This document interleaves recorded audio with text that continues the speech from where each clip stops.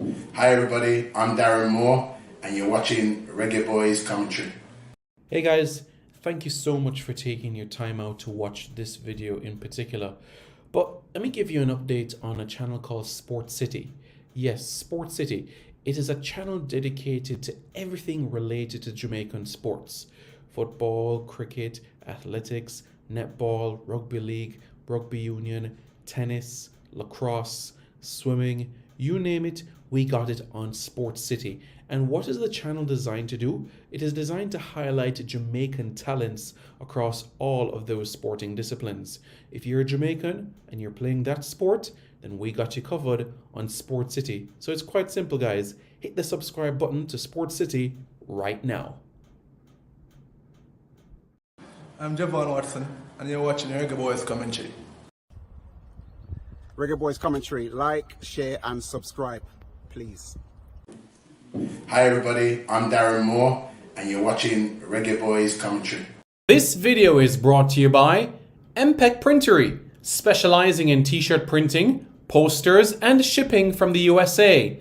Call 876-775-6692 or 876-337-7374. Andy Gone Nuts, 100% guaranteed fresh coconut water delivered straight to your door. Call 876-309-6128. That's 876-309-6128. Refreshing and affordable. For more information, follow them on Instagram at Andy Gone Nuts.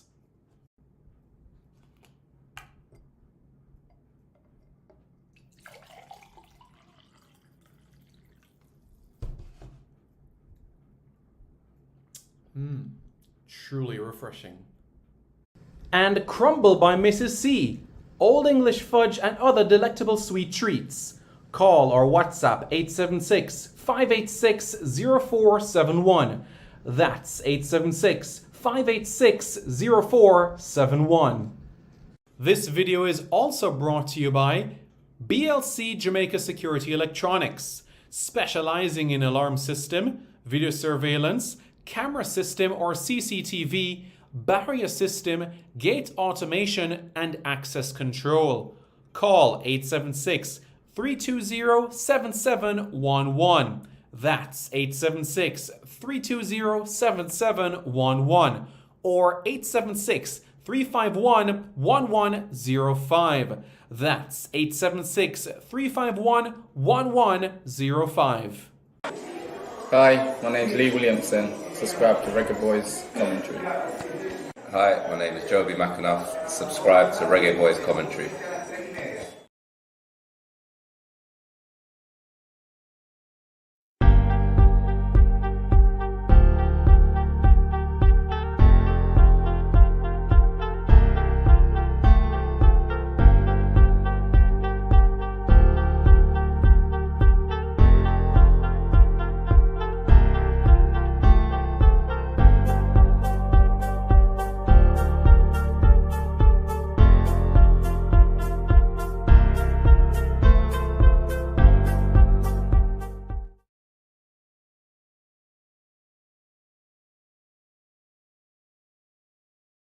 I'm Javon Watson, and you're watching Reggae Boys Commentary. Yes, Reggae Boys Commentary, like and subscribe, yeah? Reggae Boys Commentary, like, share and subscribe. Reggae Boys Commentary. Subscribe, like and share. Is that the right order? Good morning. Good morning, everyone. How's everybody doing? I hope everyone is doing well. My name is Simon Preston, and welcome back to Reggae Boys Commentary. This is the channel that we come together to discuss everything in relation to Jamaican football. This is your hub for everything Jamaican football related. We should be having a special guest joining us quite soon. If his browser is still giving some trouble, then we will work on another medium to do this sort of interview and get back to you where that is concerned. But what I want you all to be aware of is what lies ahead for the week, you know. So basically, what needs to happen is you guys are going to see that there's a documentary coming up later today. at 6:45 right here on this channel, and I implore and encourage everybody to watch it because it's going to be a real treat. Put it that way, it's going to be a treat. A real treat. You're going to love it. You're really going to love it. Lee, good morning. Good morning. How are you doing? I hope you are doing well, and I hope your family are also doing well as well. It's a new day. It's a new week. Lots of possibilities ahead. So we're looking forward to what lies ahead. Certainly. So that's what we can look forward to moving forward. How is everybody doing? If you haven't already, smash the like button and then hit the subscribe button. IS Abs, how are you, sir? How is the family doing? Hope you are doing well. It's Monday morning in Jamaica. It's 9:03 a.m. in Jamaica at this point in time.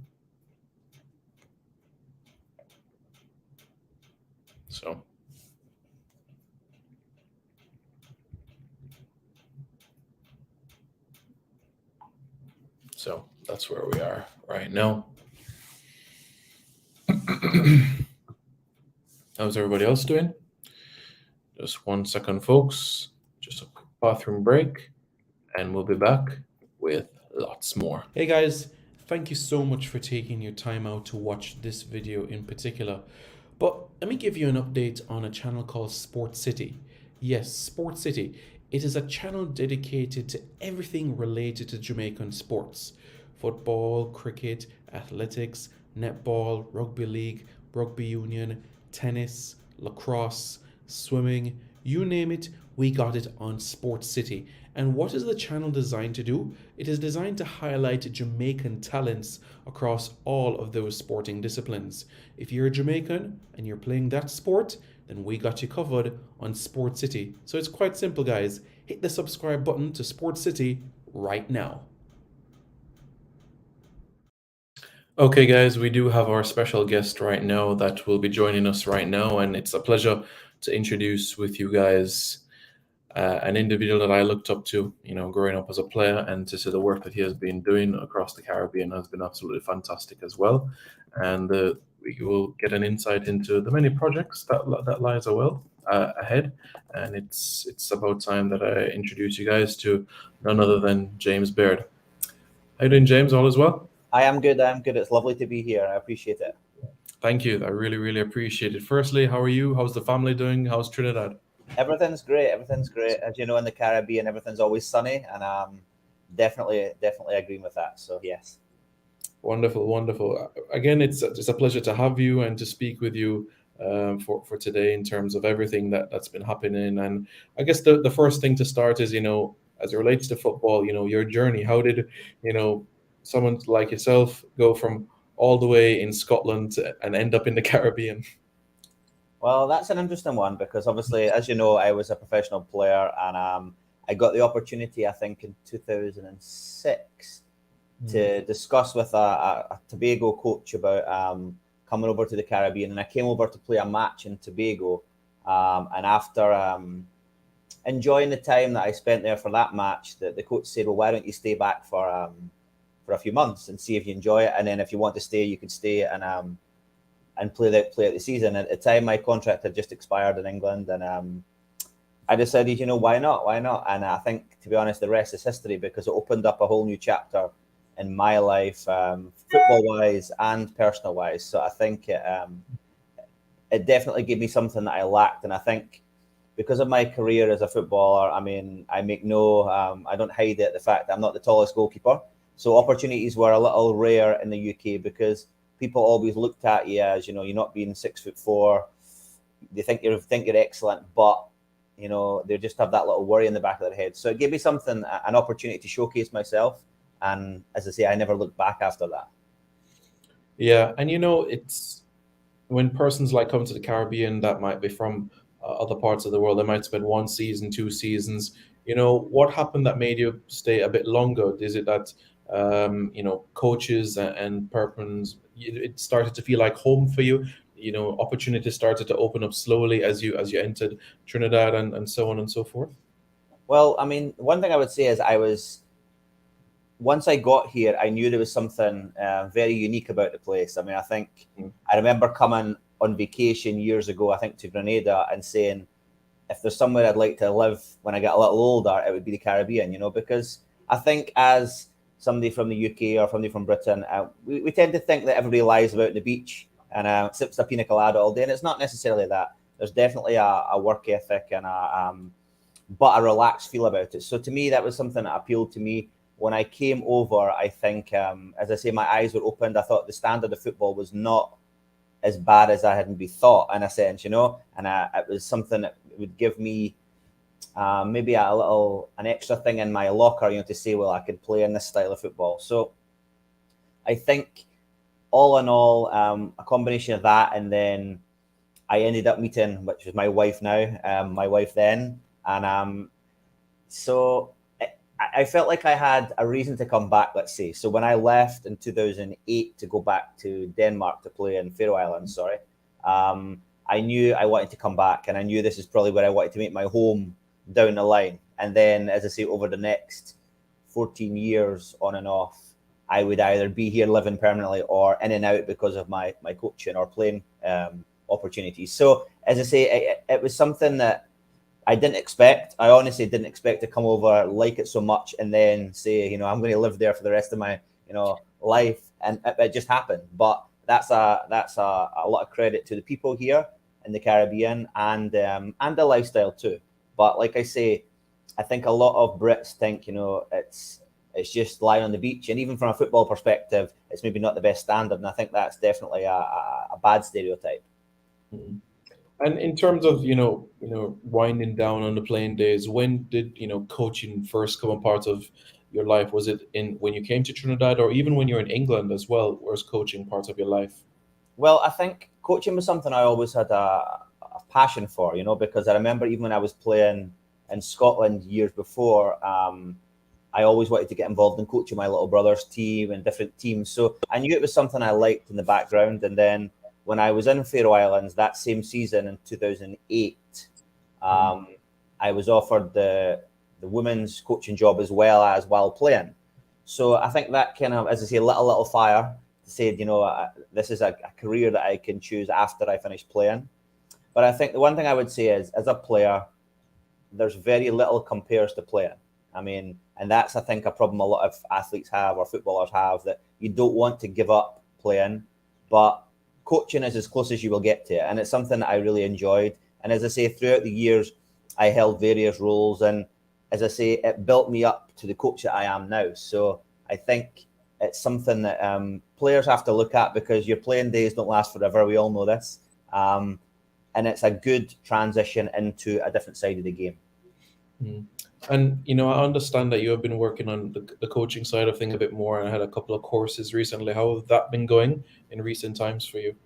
Well, I think one of the most important things as a coach is we're never the finished article. And I think even when you get to the top, we have to continually work on ourselves. We have to continue step out the box and, change the way we look at things. And I think this course that I was on, which was the A license for the region, was absolutely fantastic. We had coaches from Jamaica. We had coaches from St. Vincent, Anguilla, St. Kitts. So it was great to share that kind of interchange of, ideas, philosophies, and just learn a bit about the game. Because at the end of the day, when you get to this level, no disrespect, you can coach, so it's all about learning that little fine tuning or that little detail that will make you a better coach. And I think that's something that I have to credit to TTFA and the instructors from CONCACAF and the ones they brought in from UEFA and CONMEBOL as well, which really helped us kind of, as I say, give us that something extra, because at the end of the day, these coaches who are on that course are the ones that will take the Caribbean forward.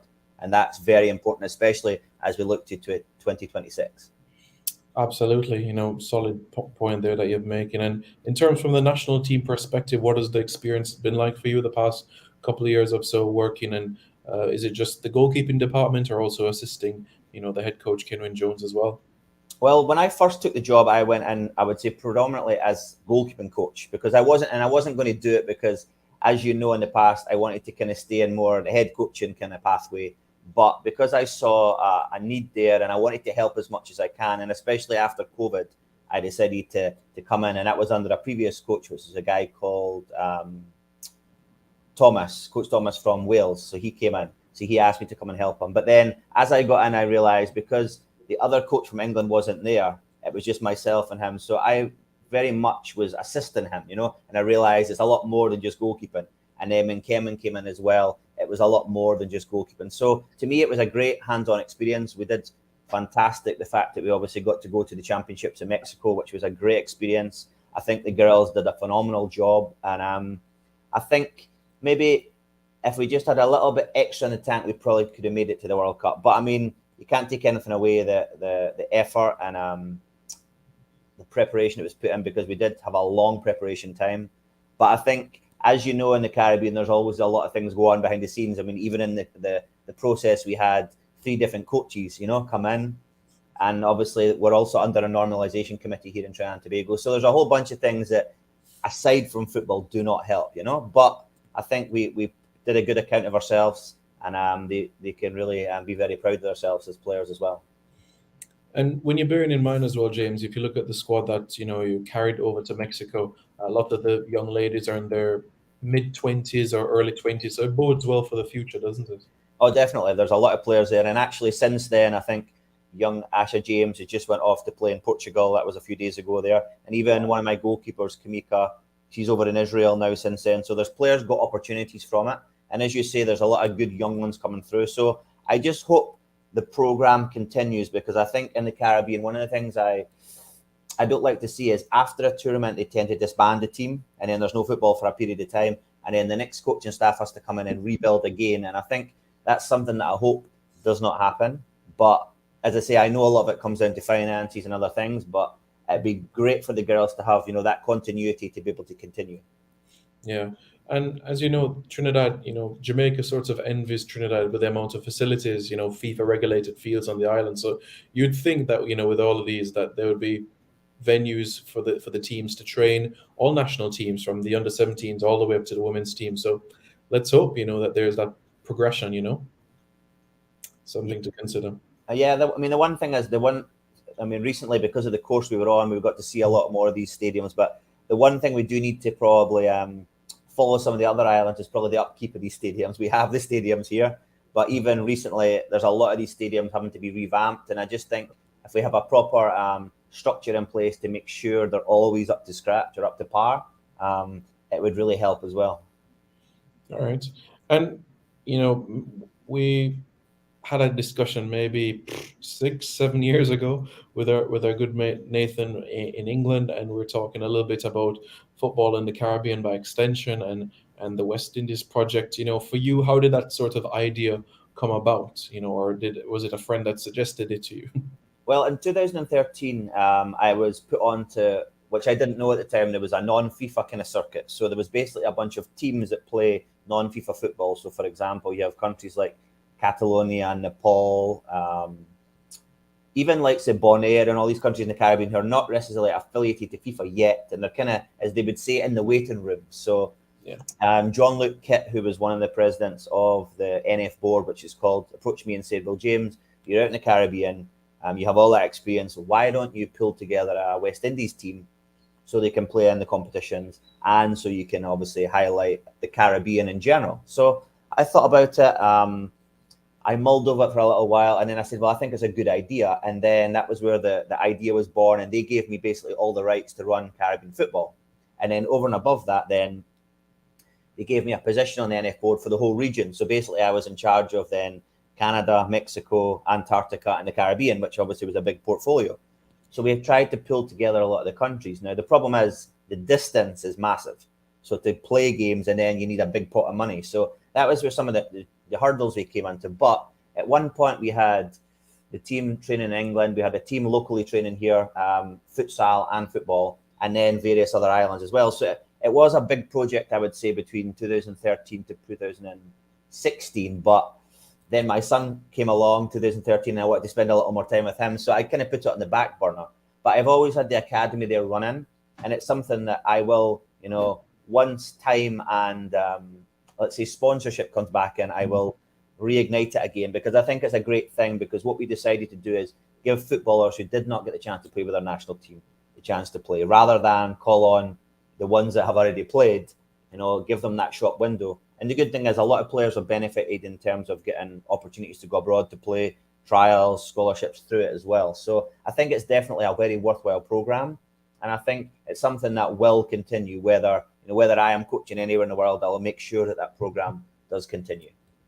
Are there other persons in Trinidad that perhaps, are very close to you about this project and like giving you that moral support, despite it not being well known just yet in terms of the project that you have? I might say keep going, when the time, energy, and the resources come your way, then have a go. Yeah, well, to be honest, the team of staff and coaches that I had from the beginning are all very much behind it. But I think, obviously, because of COVID, because of, the financial issues in the world, I would say in the last couple of years, all of those things have just kept it on the down low. And then what we used to have, where we used to train with our academy, for example, became a step-down facility for COVID. So it actually meant that we had to even stop the academy there. So there was so many little hurdles that eventually, as I say, I'm hoping maybe later on this year to get everything back out there. And we actually have an active futsal team with Rob Brassett in England, who they should be playing in one of the futsal leagues in England as well. So there is various people, not just in Trinidad, but also all over that that are still helping me, behind the scenes. So it's a big project. It's not, as I say, it's not just James Baird. It is a whole bunch. It's the Caribbean at the end of the day. And I think I am very privileged to be given the opportunity to do it. Yeah, and as you spoke about the NF board, have they been in dialogue with you recently or spoken about perhaps their plans for the future in terms of maybe mini tournaments that they would like to stage long term? Yeah, well, we did have some conversations that hopefully this year we will restart a lot of the competitions, which was obviously the original Viva World Cup and things. So again, because of COVID, everything's starting to build back up. So I'm hoping late 2023 we should have some news on that as well. But there is also other competitions. Like I did have discussions in the past with the island games and different things, because these are potential opportunities that we could play in as well. So again, there's a little red tape you have to go through to do that, but that is some things I have been exploring. Okay. Yeah, one step at a time for sure. And you can tell me briefly about the experiences that you've had when you've had the group together, in terms of the friendlies that you've had when the West Indies team has come together. Have you found that sort of camaraderie, that unity that you'd find, regularly when it is an international team, when it's one country coming together? Well, the one thing I would say is, first, from the beginning, the amount of people that reached out to me was phenomenal. I mean, at one point, I would say it was reaching into the thousands of players that wanted to play. Now, as I say, because I was based here in Trinidad and Tobago, I had to kind of pull a lot of the local ones, So that was something that I had to do. But we had a very good local squad. We used to play against a lot of local teams here in Trinidad, and actually we're unbeaten for the games we played, ironically. But it was more about development. And what we did is we actually ended up starting to train the team 3 times a week. And that was where the opportunities came. So, for example, one of our young guys, Brendan Romero, went to England on an opportunity with Bournemouth, and then he went over to Germany, and he's actually over in Germany now on a degree in engineering. So he got that opportunity. There was quite a few others that went with, as I say, on scholarship. So there was so many things, but it all came from, as you say, that camaraderie. And it wasn't just Trinidadians. So, for example, when people came into Trinidad, we had some guys from Belize come. They would come and train with us, So it was a great, as they say, great vibes, involved. And I think that's something that we definitely have to continue to build on, because, as I say, it's not just a Trinidad team, it's a West Indies team. And I think, and I hope, like I say, corporate TT or corporate Caribbean comes on board and we can get a little bit funding behind it so that we can take it to the levels it could be. Because if you think about it, I mean, yes, we don't want to get involved in the argument about FIFA and non-FIFA and all that, but there's an opportunity there for players that maybe just missed it on national level to play at international level and still get that experience. And I think that's a wonderful opportunity. Yeah, you spoke about, the numbers of players that have reached out. Off the top of your head or by memory, do you know if any Jamaicans reached out as well? Yes, there was quite a few, yeah. I mean, I can't remember names off the top of my head, but I have a file there, and I think there was about 20 or 30 Jamaicans, actually. Not necessarily from Jamaica, but from all over the world that were living. So we had guys, for example, with Grenadian heritage who were living and playing professional football in Sweden. Wow. And there was actually a lot of players to me that I remember thinking when they reached out, why are you not playing for your countries? Because they would have excellent standards. So it just shows you that the opportunities that players were looking for. Mm-hmm. Yeah, and I mean, for you, James, what would you say is the the vision of this? Yes, you spoke about giving opportunities to those that might not necessarily make the grade for their country, but is it about perhaps earning a deal for a club overseas? Is it about exposure for you? What would be not necessarily the end goal, but the vision that you would have for these opportunities that these lads get from across the Caribbean? Well, I mean, I think when I started it, I wanted to give people the opportunities that I got as a player, and I think this program gave that that opportunity. So, yes, would we want to take it as far as we can? I mean, would we love to play in a FIFA World Cup? Yes, but it's not going to happen because FIFA will not allow a West Indies team, and we know this.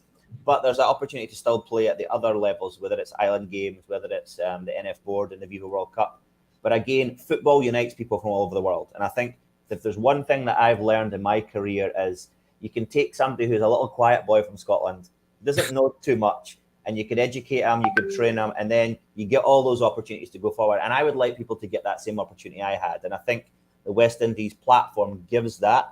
And also, it may even give them the opportunity to boost a chance on their own national teams to then play in a World Cup. So there's so many branches you could take from it. And I think that, as I say, opportunity is probably the key word. And then getting people involved, even kids, for example, because I think whether it's on an academy or things, opportunity for kids to then go and do a scholarship or even just to get better in a sport is something that's wonderful. Mm-hmm. Yeah, something worth considering for sure, definitely. I mean, it's been brilliant, the project and everything of that nature. I mean, it's a new year as well, James. Is there anything, that you're hoping to accomplish this year, whether it's from the West Indian side or from the TT standpoint of things? Well, I think for me it's just to grow more as a coach. I mean, I would love to get, as I say, the West Indies program back up and going. But I think as an individual as well, I have a lot of goals myself. So I don't know how the horizons are looking in terms of the Trinidad and Tobago women's team. It's looking like, there's no more games maybe till July. And then I have had a few offers in the region to coach other national programs. So I think I want to get back in a position that I can help the region, but also I want to win some games. I want to push myself to be the best coach I can be. And the only way to do that is getting involved, hands-on. So, for example, I'm also involved with a program here called AIA in Trinidad, which is an academy as well for kids. Again, predominantly looking at scholarships. So I would say I have my hands in a lot of pies, as you say, because football, as I say, is something that it gives us that bond wherever you're from, whether you're from a rich family, a poor family, whether you're from this religion, that religion, whether you're from, it doesn't matter. It brings us all together. And I think for me, I want to improve and, as I say, continue to give opportunities to people. Yeah, that's brilliant. And finally, from my end, James, as a goalkeeper, you're an expert in this matter and have played in England, Scotland, all over, basically. I'm curious to know about your thoughts about the standard of goalkeeping in the Caribbean, your thoughts about it, the progression, and perhaps the room for improvement moving forward. Well, I mean, it's an interesting question, that, and you put me on the spot there. But I think when I first came, I'll be very honest, the standard was not so great locally. We had players playing outside of the country who were able to play for the countries, and they were good. So, for example, you had guys like Shaka Hislop and things who were playing Premier League. But locally, I found goalkeepers tending to be big bruisers, and with a little lack of technical ability. And I think it's improved over the years. But the one thing I would say in the Caribbean, there doesn't seem to be a huge amount of goalkeeping coaches. And even here in Trinidad, so people will say to me, why do you want to go into being a head coach? Why don't you stay in goalkeeping coaching? Because that's the need. And I agree. But personally, I want to be in the holistic of being involved in the whole program. But I think it's a good point. So I think over the years, there has been an emergence of some goalkeeping schools, goalkeeping coaches, and you can see footwork is getting a little better. Angles are getting a little better. They've always been able to deal with good crosses, because they're big, they're strong. So to me, there has been a good improvement. The problem is, for example, for Trinidad, is because there was a lack of football for 2 or 3 years. So even the local schools league, I read an article to say that they felt the standard of goalkeeping had dropped, dramatically. Now, the one thing is, about goalkeeper, you have to have confidence and you have to be continually playing, continually training. So I think that's something that we need to get opportunities for people to play. And once there's an opportunity for people to play, then they will get better, and then these training will come in. So I think the standard is pretty decent. Could it get better? Yes, but that will come with the support from goalkeeper coaches in the region as well.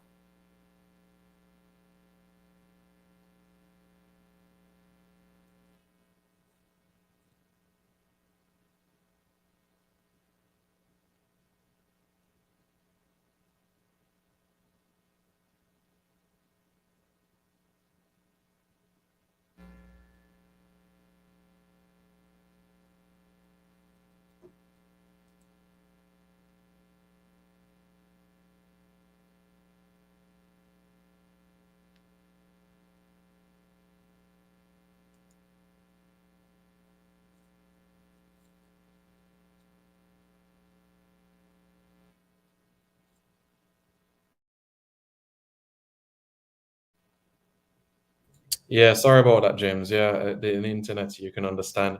But yeah, you were speaking about the point in relation to the article that you're reading in terms of the standard. You can just wrap up on that one. Yes, no problem. Yes, so I was reading an article locally when they basically had a condensed secondary school league just to get it finished, obviously.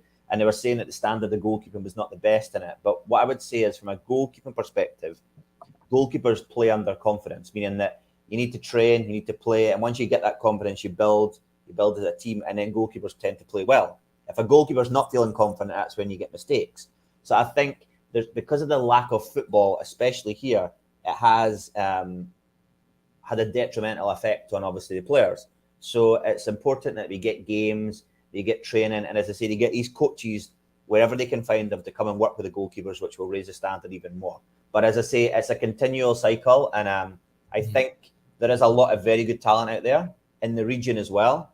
And I just think continue to work with these ones, because at the end of the day, they need that support. Yeah. Look, James, really, really appreciate your time. Thank you very much. It was a really, really great discussion. My You know, keep up the great work that you're doing, and let's stay in touch and say hello to the wife and kids for me. I will do. Thank you very much. Thank you, Simon. All right, then, James. Take care. Much appreciated. There we go, folks. That was James Baird having a chat with us. If you haven't already, smash the like button, and also don't forget to subscribe to Reggae Boys Commentary for more content, folks. Stay tuned for more in the next video coming your way. This video is brought to you by MPEC Printery, specializing in t-shirt printing, posters, and shipping from the USA. Call 876-775-6692 or 876-337-7374. Andy Gone Nuts, 100% guaranteed fresh coconut water delivered straight to your door. Call 876-309-6128. That's 876-309-6128. Refreshing and affordable. For more information, follow them on Instagram at Andy Gone Nuts.